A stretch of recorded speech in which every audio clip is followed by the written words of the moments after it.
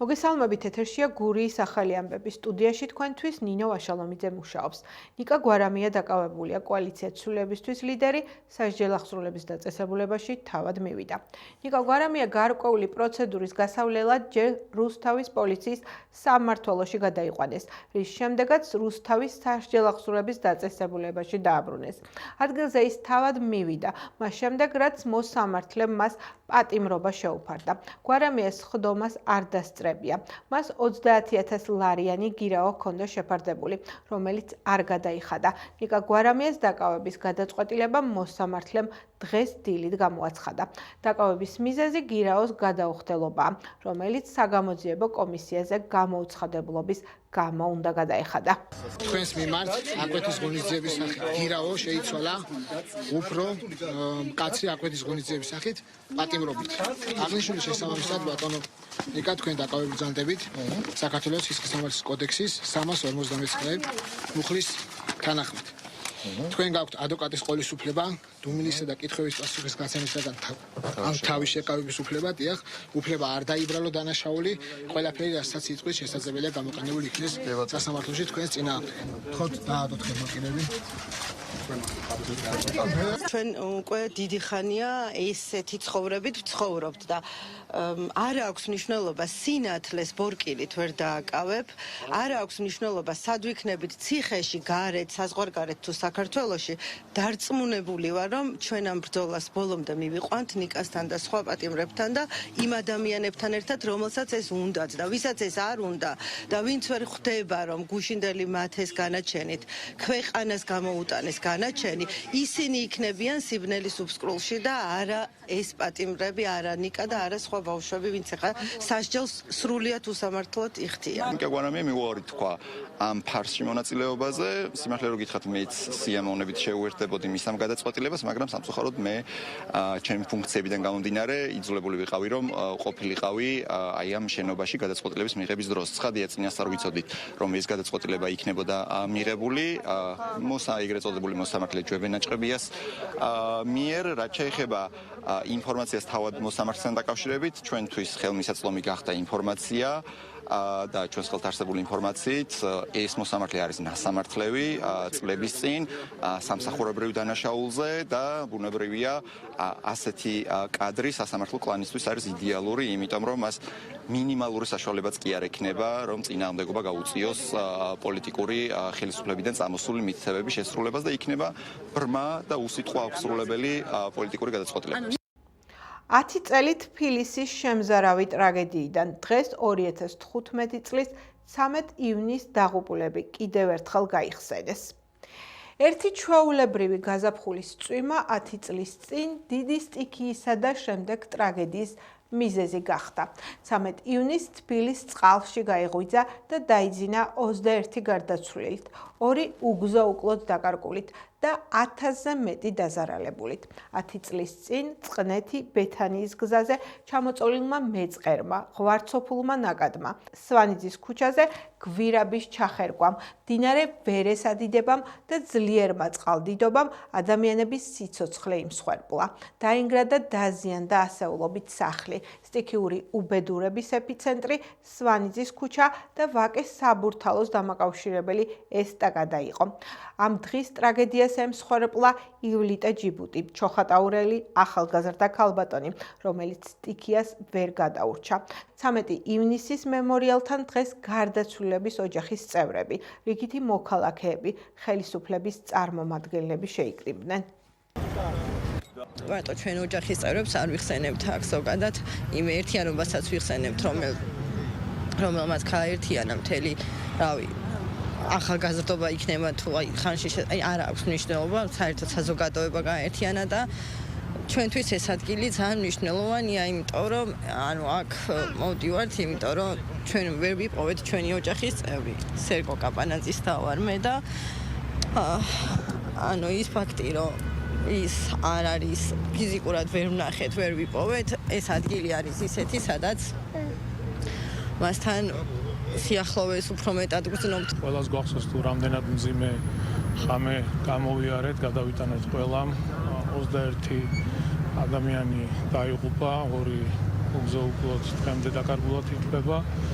პირველ რიგში უსამძიმრებ ამ ადამიანების ოჯახებს, მათ ახლობლებს, მართლაც ძალიან მძიმე იყო თუ გავიხსენებთ რა ხდებოდა 2015 წლის 13 ივნისს. თუმცა მეორე პოზიტივი რაც იყო, ეს იყო ერთიანობა, ერთობა, სადაც ყველა დიდი და პატარა გაერთიანდა იმისთვის, რომ ხარში დადგმოდა ჩვენს დედაქალაქს და მთელ მსოფლიოს დავანახეთ თუ რა შეუძლია ერთობას.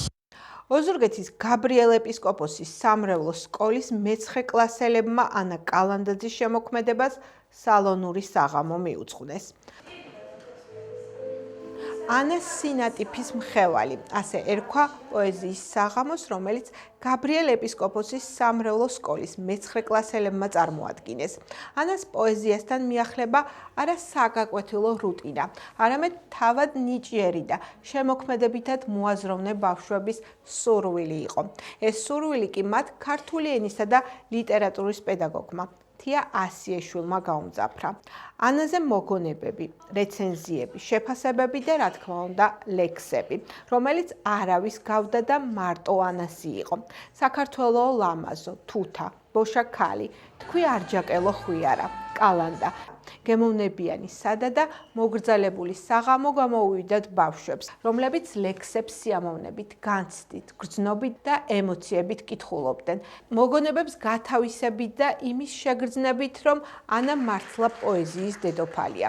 გამორჩეულ პოეზიასთან ერთად საღამო გემოვნებიანმა მუსიკამ შეკრა, გიტარის თანხლებით შესრულებულმა სიმღერამ ლექსზე, რომელიც ანამ სამშობლოს მიუძღვნა.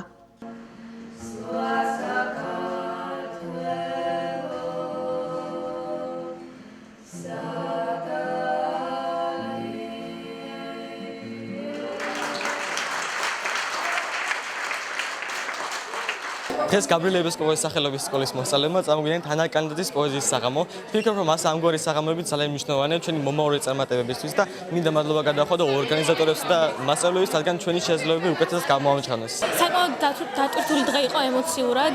ფაქტობრივად ანა კალანდაძე გავაცოცხლენ და ძალიან სასიამოვნო იყო მისი პოეზიის წარდგენა ხალხისთვის და ჩვენც განვიცადეთ თითქოს გაცოცხლებულიყო ანა. ჩვენ მიზანი ის იყო, რომ ანა უნდა გაგვეცოცხლებია რა და ჩვენ ჩემი აზრით შევძალით ეს ყველაფერი და ძალიან კარგი იყო. პოეზიის საღამომ ანას პოეზია უფრო სხვა მხრივ დამანახა და უფრო შემაყვარა. ძალიან ბევრი რამე ვისწავლე, ძალიან ბევრი გამოსილება მივიღე ამასთან ერთად, სცენაზე დგომის და ასე შემდეგ. ძალიან კარგი გამოვიდა ყველაფერი, ჩემ მოლოდინებს გადააჭარბა პირადად და ყველა ძალიან ლამაზები და კარგები ვიყავით და მეც ველოდები შემდეგი წლებისთვის. ჩვენთვის ძალიან ამაღელებელი იყო ეს საღამო და სამწუხაროდ ანას პოეზია ამ დღეს დაკარგული არის საჯარო სკოლებში. დიდი იმედი მაქვს, რომ ჩვენ მაგალითს აიღებენ საჯარო სკოლის ბავშვები და ჩაწვდებიან ანას გამონათქვამებს, ლექსებს. ძალიან ლამაზი ლექსები იყო, ბავშვებმა ძალიან კარგად გამოვთქვით. დიდი მადლობა თეა მასწავლებელს. ძალიან ახლოს გავიცანი ანა, უფრო ჩავწვდი მის ლექსებს, ვიდრე აქამდე და მადლობას ვუხდი ჩვენ თეა მასწავლებელს, თეატრს, ტექნიკურ ჯგუფს და რა ვიცი, ჩემში დიდი ემოციები გამოიწვია და ის უფრო მახარებს, რომ ამაში ჩვენი კლასი იღებდა მონაწილეობას. თითოეული ჩვენთან გარისთვის იყო ძალიან ამაღელვებელი. ნერვიულობდით, მაგრამ ვიცოდით, რომ ანა კალანდაძის ენით აღწერილი ლექსები ქონდა და ამ ლექსებმა უფრო დიდი გამოცდილება მოგვცა და უფრო ღრმად დაგვანახა ანას რა უნდა მოეტანა ჩვენამდე და აი უბედნიერეს ვიქნებოდი, რომ ანა ცოცხალი ყოფილიყო და ჩვენ მისი ლექსები და პოეზია მოგვესმინა ჩვენი ყურით და მგონი რომ კარგი საღამო გამოვიდა.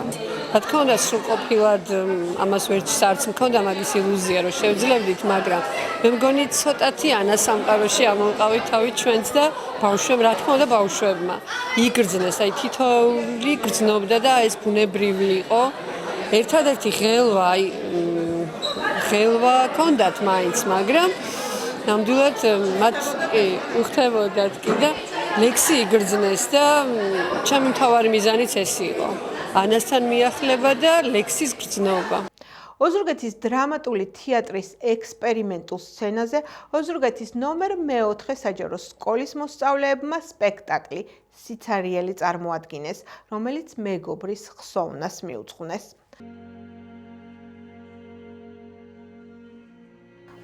სრულ სიბნელეში ბავშვები თითო-თითოდ ფეხაკრებით შემოვიდნენ და მათთვის განკუთვნილ მერხებთან დასხდნენ.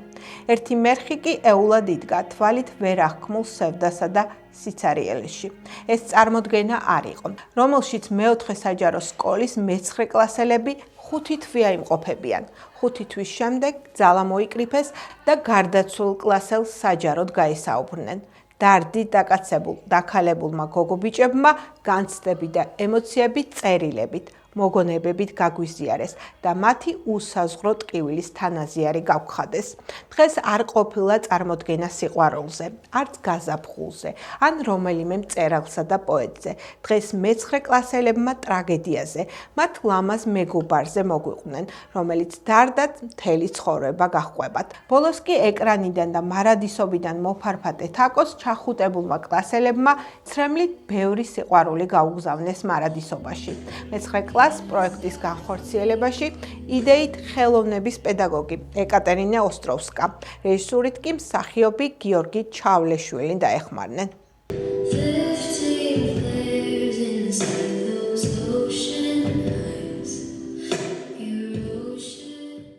ჩვენ გვინდა რომ გაგვეკეთებინა. ძალიან გვენატრება და დიდი მადლობა ყველას, ვინც მოვიდა, იმიტომ რომ ძალიან კაი იყო. ცუდი ამ თემაზე რო მოგვიწია სპექტაკლი, მაგრამ ძალიან გვენატრება და მადლობა დიდი ყველაფერს. უფრო დავახოლდით ერთმანეთთან და გვასწავლა რომ უფრო გავუფრთხილდით ერთმანეთს. ამ პროექტის საშუალებით ჩვენ გადმოვედით ჩვენი რეალური წაღე, ემოციები, რასაც ვზნობდით და კონსტანტის შემდეგ და არ ვიცი ალბათ დავიცადეთ, მაგრამ ის რაც დაკოსკენ დაგვაყდა, სულ აი ჩვენს გულში იქნება რა.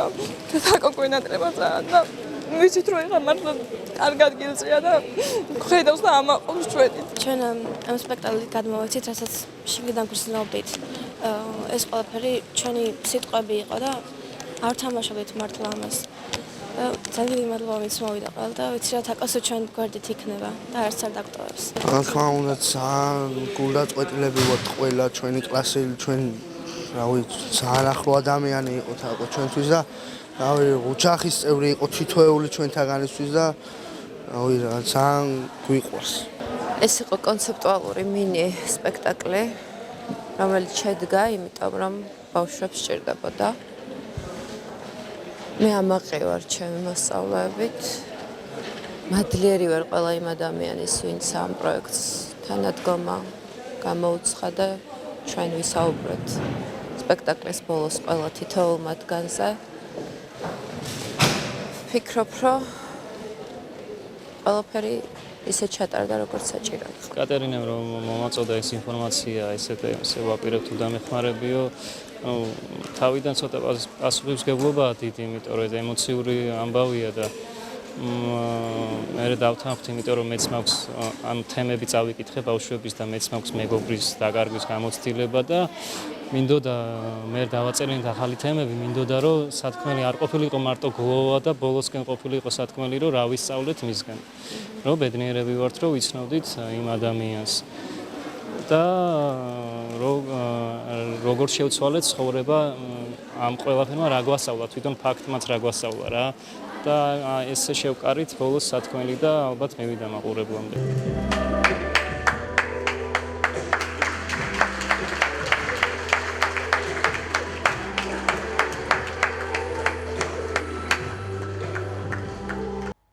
ეს გახდა ჩემ ხელთ არსებული ბოლო ინფორმაცია. მე მომავალ შეხვედრამდე გემშვიდობებით, კარგად ბრძანდებოდეთ.